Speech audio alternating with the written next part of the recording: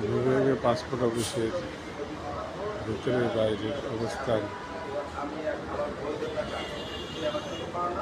এখানে আসলাম, অনেক দূর থেকে আসলাম, সেই সাহাদপুর সিরাজগঞ্জ থেকে আসলাম ছেলের পাসপোর্ট নেওয়ার জন্য।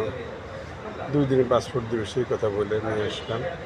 সেই পাসপোর্ট নিয়ে এসে দেখলাম এর সিরিয়াল মেনটেন করার ব্যাপার।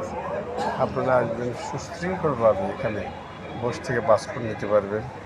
সেই পাসপোর্ট নেওয়ার ব্যবস্থা করে রেখেছে এরা, এবং কোনো নিয়ম বহির্ভূত কাজ করেন এখানে। সম্পূর্ণ নিয়ম শৃঙ্খলা। আগারগাঁ, ঢাকা আগারগাঁ বিভাগীয় পাসপোর্ট অফিস। তাই এখানে আসলাম, আসার জন্য সব বসে আছে অধীর আগ্রহে পাসপোর্ট কে কখন পাবে। কেউ 2 দিনে, কেউ 3 দিনে, কেউ 15 দিনে, কেউ 20 দিনে, কেউ 1 মাসে পাসপোর্ট অফিস লেনদেন করে এখানে। তো সবাইকে সুশৃঙ্খল আসবেন আগারগাঁ বা শিশু মেলা পার হয়ে আগারগাঁ আসলে এই পাসপোর্ট অফিসটা পাওয়া যায়।